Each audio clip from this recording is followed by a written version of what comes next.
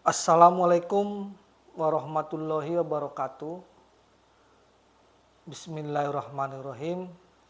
Hari ini kita mencoba membahas tentang limpe atau sering disebut kelenjar getah bening. Jadi begini teman-teman semuanya. Limpe atau kelenjar getah bening itu, jadi gambarannya begini.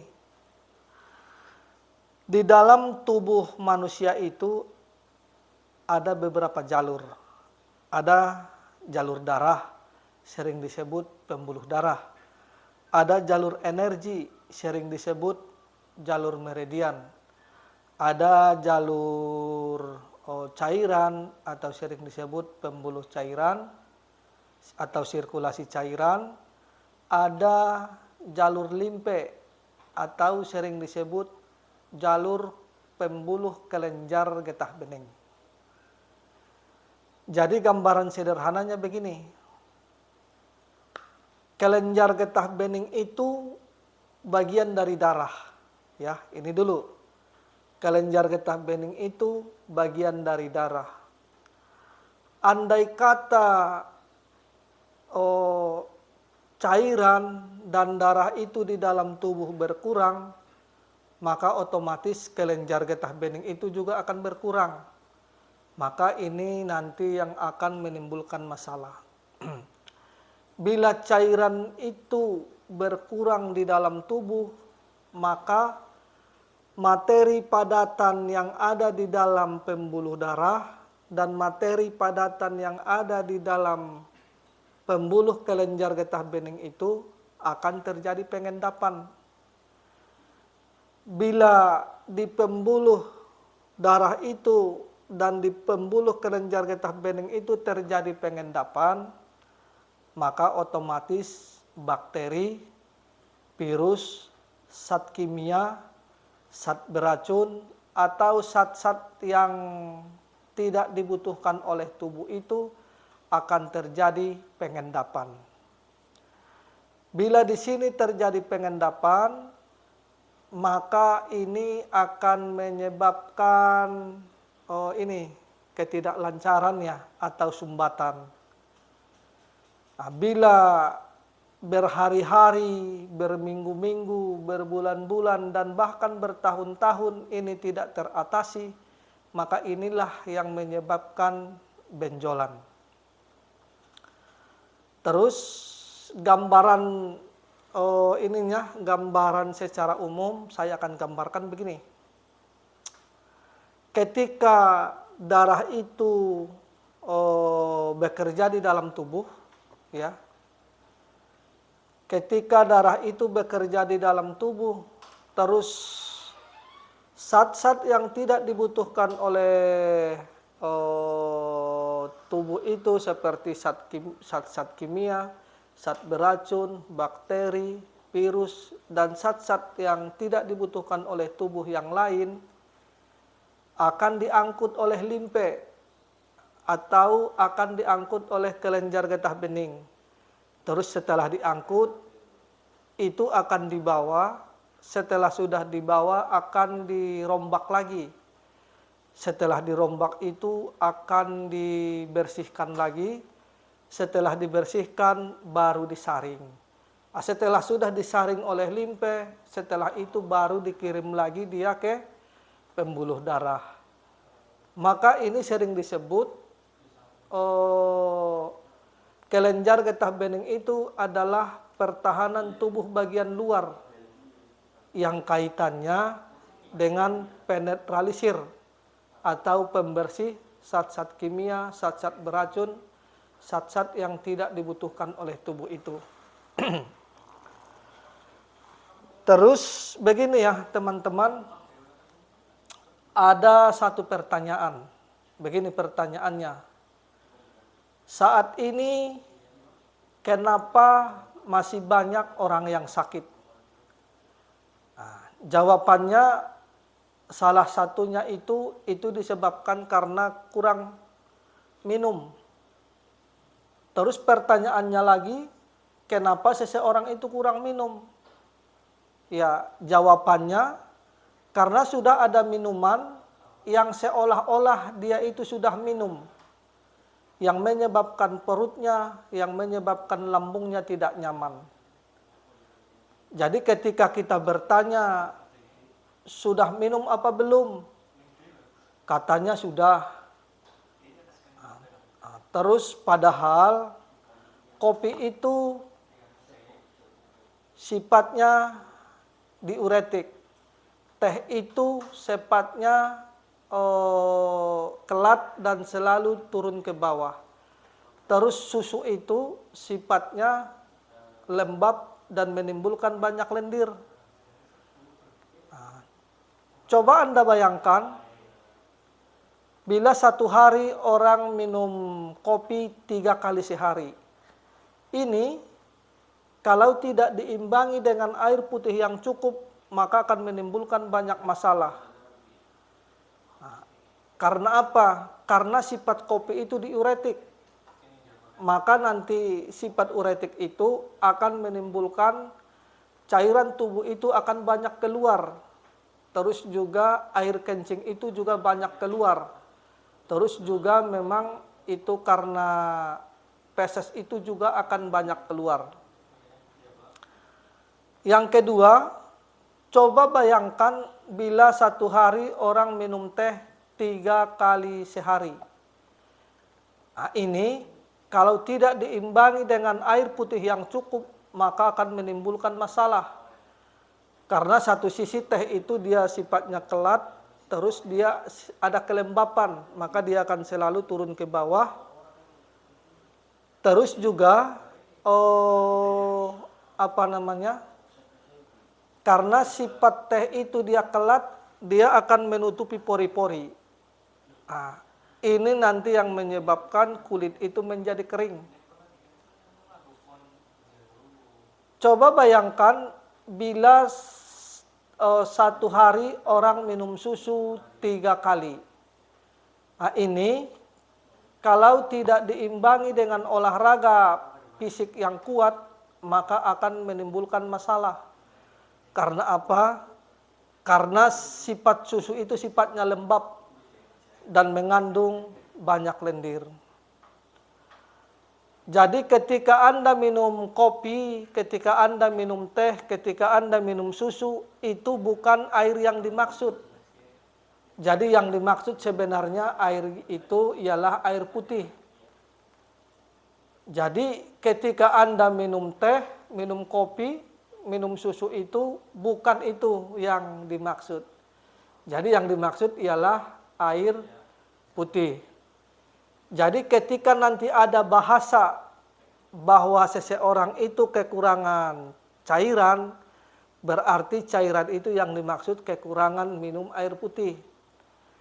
Jadi air putih inilah nanti yang difungsikan di dalam pembuluh darah itu, dan di dalam pembuluh kelenjar getah bening itu dia akan lebih mencair lagi. Terus satu lagi,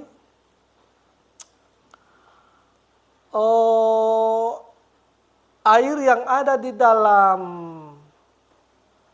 pembuluh darah itu, terus air yang ada di dalam pembuluh kelenjar getah bening itu tidak bisa lancar dengan cepat atau tidak bisa bersirkulasi dengan cepat ketika tubuhnya dingin. Ya, diingat ya.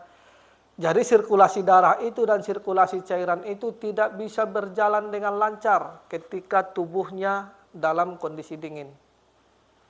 Jadi bagaimana kita berlogika? Jadi gambarannya seperti ini.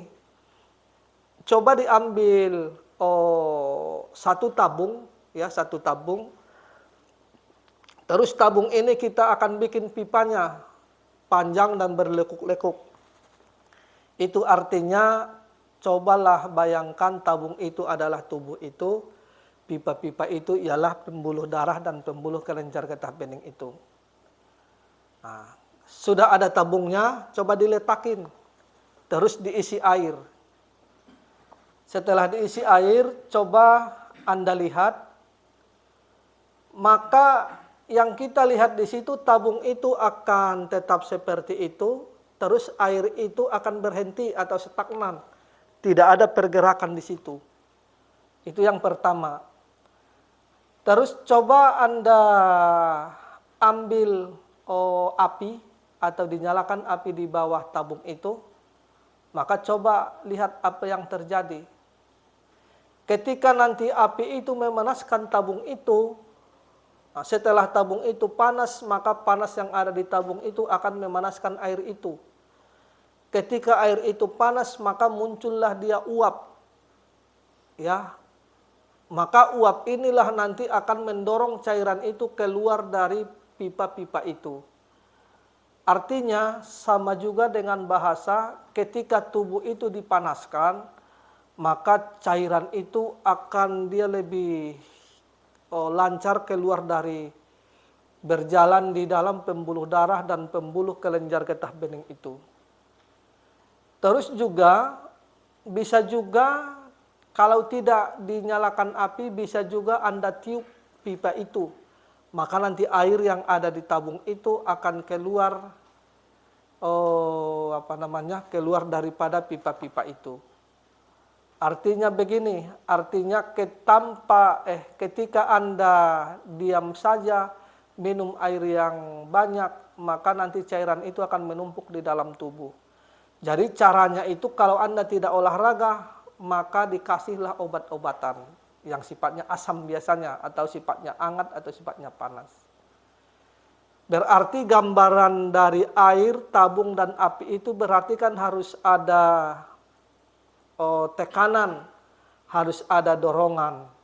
Sehingga nanti ketika ada tekanan dari uap itu, ketika tabung itu ditutup ya, berarti kan ada dorongan sehingga nanti air itu bisa keluar dari pembuluh itu, pipa-pipa itu ya. Berarti intinya sih cairan itu bisa keluar atau bisa lancar dari pembuluh darah dan pembuluh kelenjar getah bening itu bila ada dorongan, bila ada tekanan. Dorongan dan tekanan inilah yang sering kita sebut itu energi.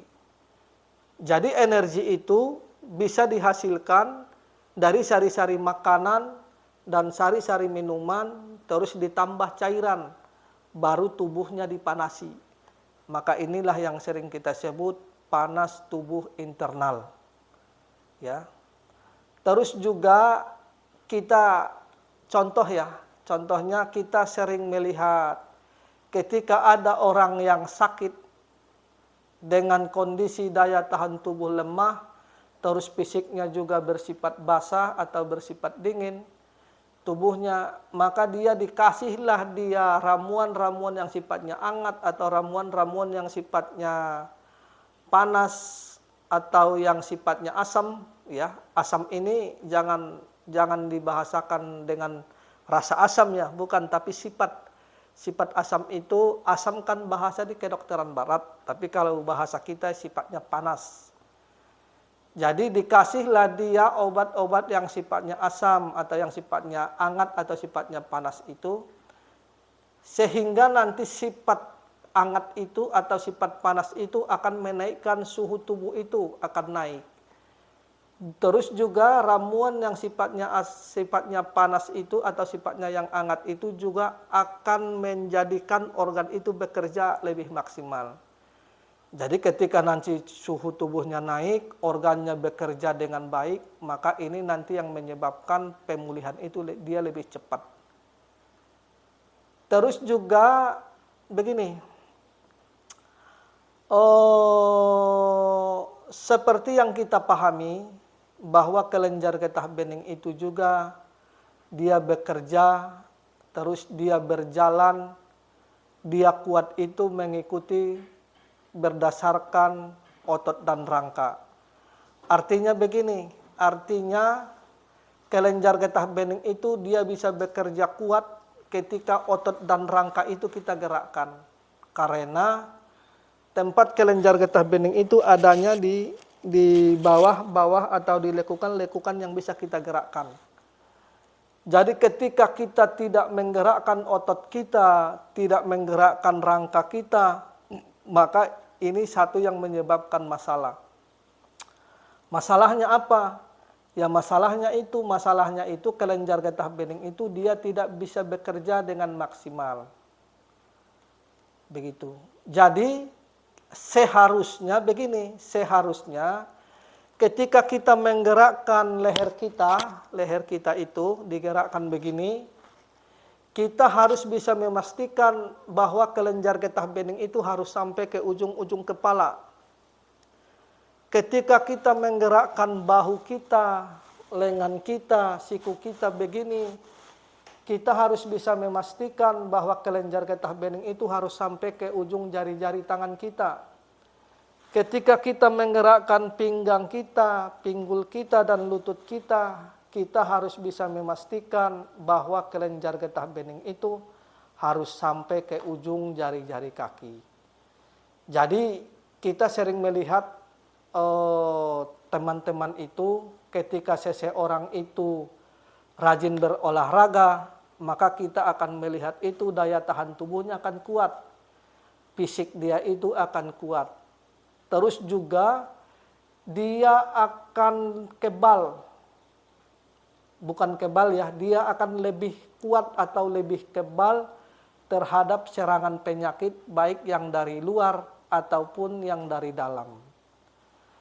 Jadi artinya sebenarnya pembahasan kita dari awal sampai saat ini, kalau kita ingin sehat, maka gunakanlah otot dan rangka itu untuk bergerak.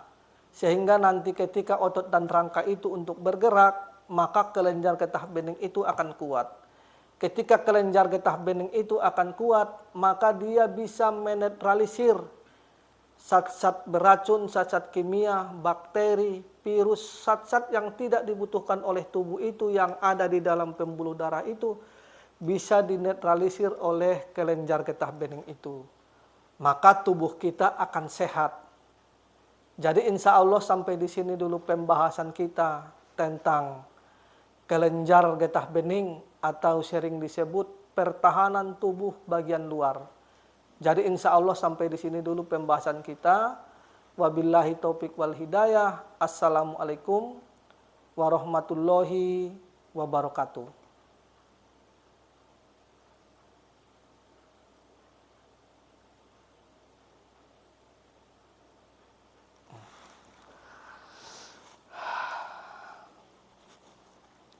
Aduh.